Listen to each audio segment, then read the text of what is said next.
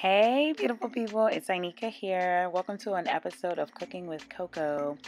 This video was a request from Robin and also Jennifer, but Robin asked me to make her some vegetable soup, and so that's what we have for you today. Vegetable soup is also known as Riro, which is a Yoruba delicacy, and typically how they make it is this pot right here, which is a pot that consists of boiled meat, would have beef, shaki, which is cow tripe, smoked fish, dry fish, stockfish. I add none of the fish and none of the cow tripe nor the beef. So what you have in this pot is smoked turkey and fowl. So if you don't know what those two meats are, then I'll put an annotation there for you. But the spices that I've added to the pot were chicken stock, a chicken bouillon cube, Maggi cube, garlic powder, thyme, and curry. No thyme, because I had no thyme, but typically thyme is something that would give it a lot of flavor as well. So you want to boil these meats together like this after you've washed them, of course.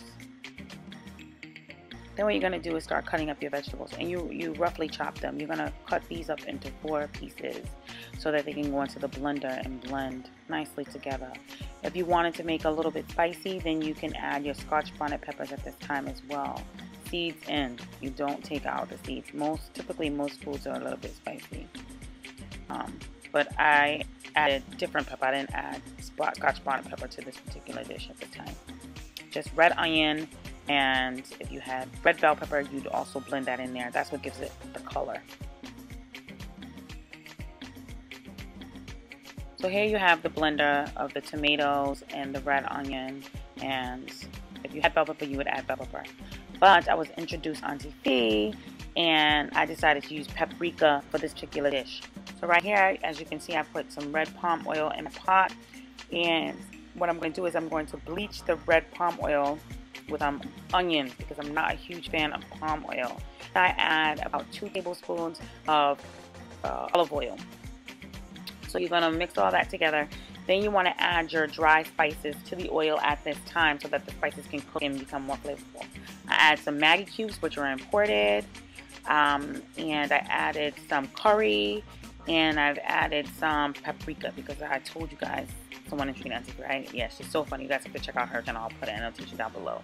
So what the paprika does is, yes, it does give it color, which is what you need in a stew like this, and I guess it gives it flavor, the flavor of what I did not have, which was the red bell pepper. So you're gonna incorporate all those things there. I have a little visitor. Say hi. Hi. I'm okay. Dad. Yeah.